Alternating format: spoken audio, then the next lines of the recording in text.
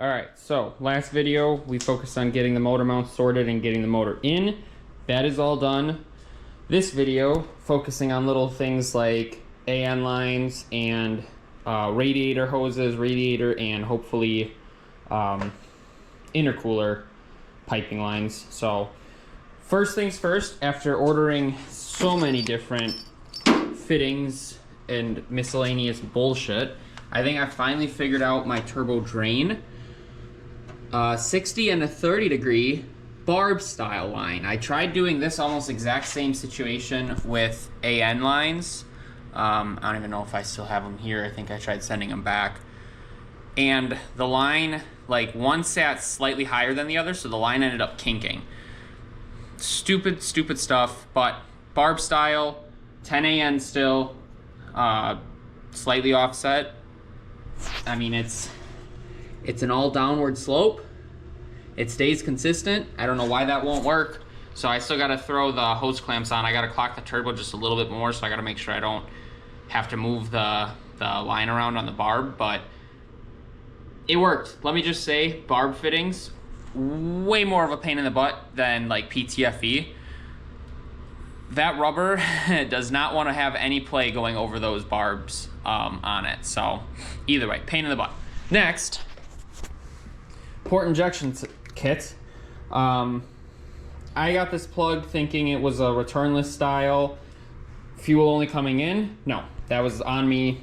So this plug is coming out. I got an adapter to run 6 AN lines. So this is going to be the entry side. This is going to be the exit side. I don't know. That might get switched around. We'll see.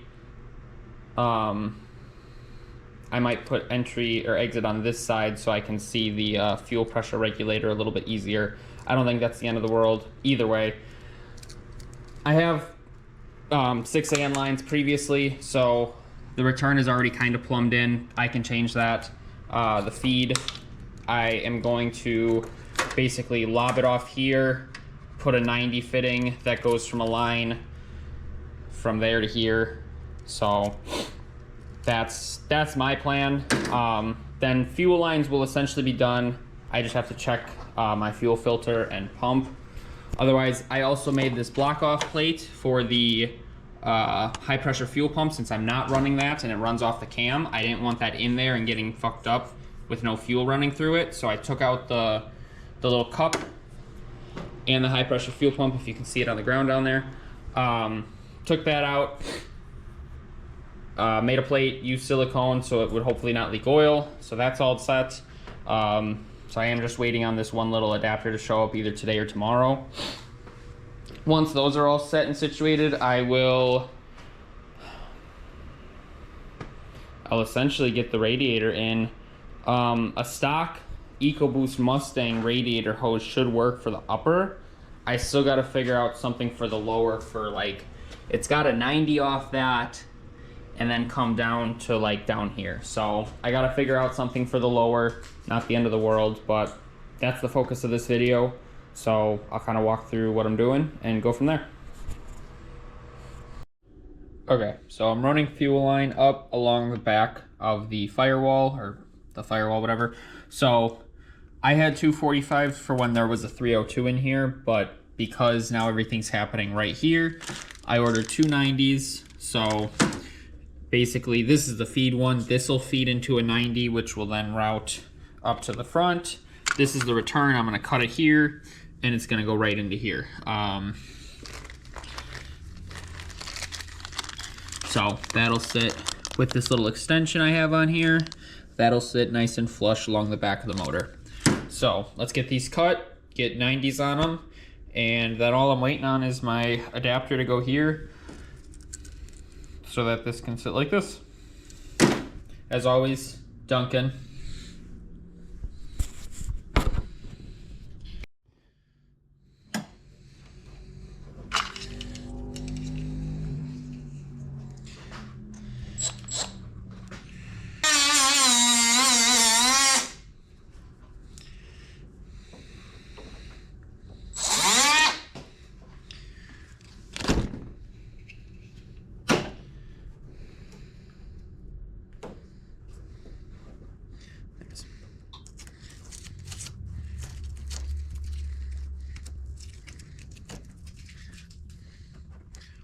small screwdriver. This might work.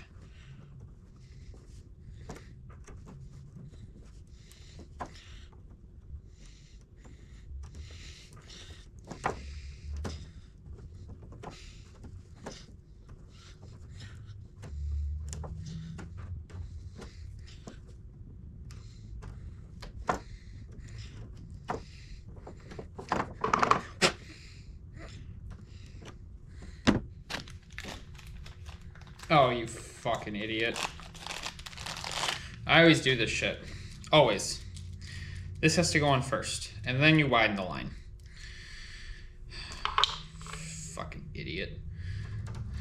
Otherwise, it doesn't always like to go through. Got lucky, so we're good.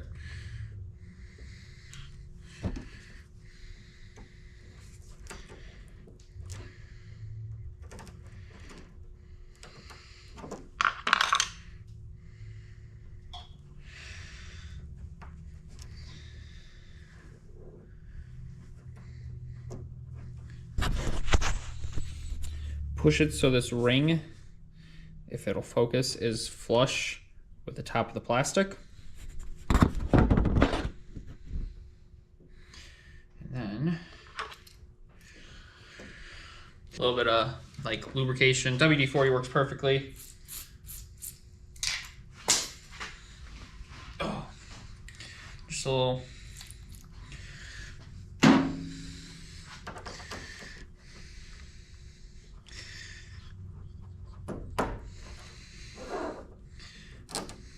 Just like that.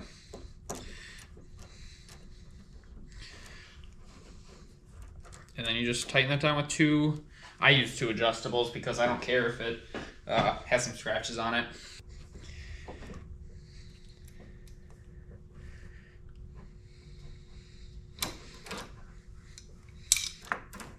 All done.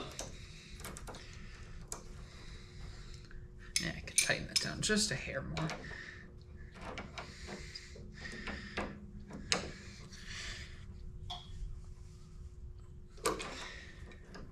There we go.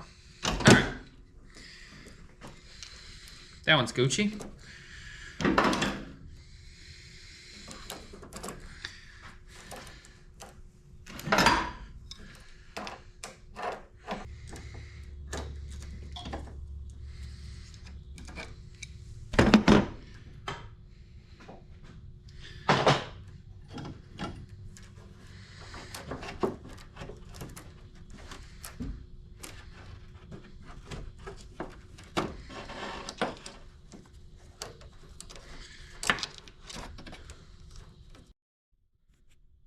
Okay, these are now ran. This is the feed side, so I gotta make one piece of line that goes from essentially right there up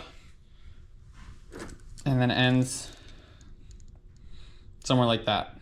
So I gotta make that piece now. All right, I'll be super honest. It has been a couple weeks since I've filmed anything for this video. I've made some progress though. I don't like how this sits, so I'm gonna end up bringing it so it sits parallel with this, but fuel lines are ran.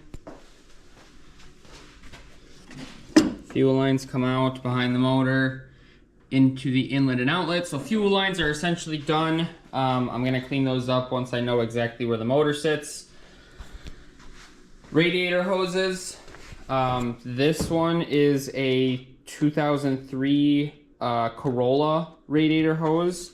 It does essentially go to right where I need it to, and it's the right size, so I'm just gonna have to cut that down. Again, I just need to wait to see where the motor sits, because as of right now, it moves quite a bit, so that ½ inch will make a difference in where I have the hose cut. The lower is a 2011 Ford Ranger 2.3 radiator hose. It was like just a hair short, so I ended up ordering a just over 1.25 inch pipe to go and just kind of lengthen it.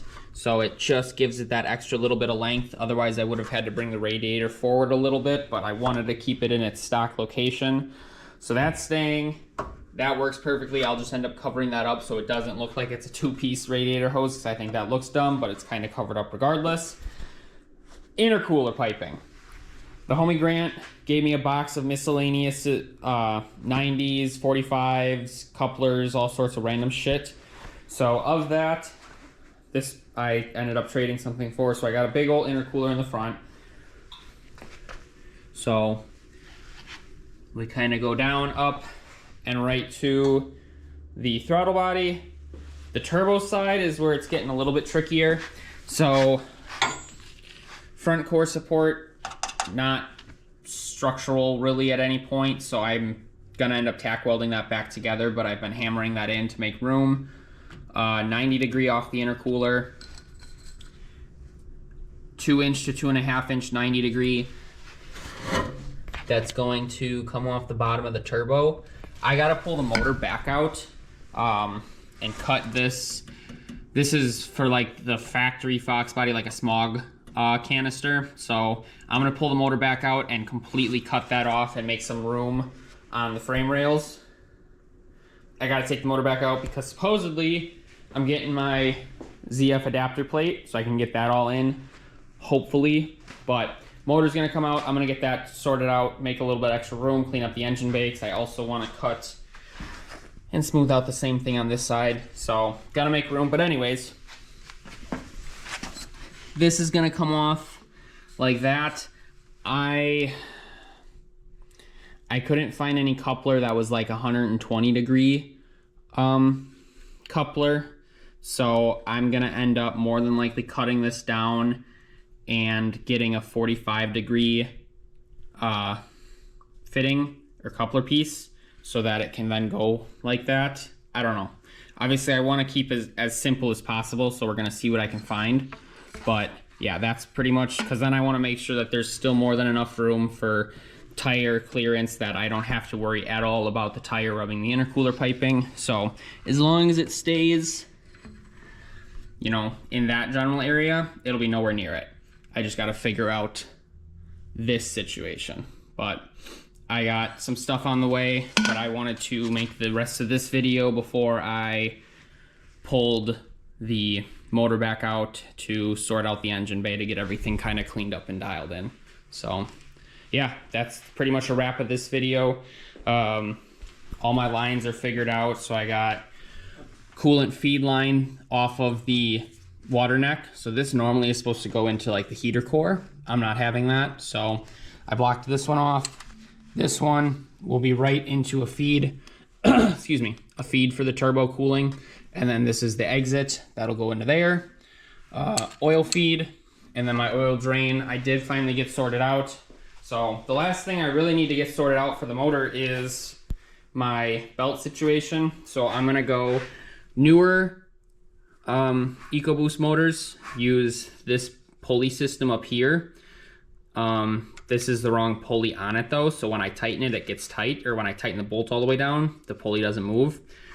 So I gotta go back to the junkyard, take the right pulley, and then there's supposed to be one more idler pulley that goes somewhere here. I gotta see if my timing cover is going to accept that or not. So that's where I'm at with that. But that's the wrap of this video. Hopefully the next video is going to be trans on, flywheel, clutch, all that stuff getting sorted out, getting the getting the engine actually like dialed in as to like exactly where it's gonna sit, how it's gonna sit, and then I can start focusing on drive shaft length and all that stuff. So I will also have to make brackets for the intercooler to sit here. This is essentially like the right level it needs to sit so that the bumper will clear and not hit it, but also it's not sitting super low that if I want to lower my car, it won't, like, I won't smash the intercooler before like the core support. So yeah, that's kind of where I'm at right now. I've made good progress. Like I said, I haven't filmed for a couple weeks because it's just been me getting little bits and pieces of parts here and there. So that's where we're at. That's gonna wrap up this video, and I'll see you in the next one.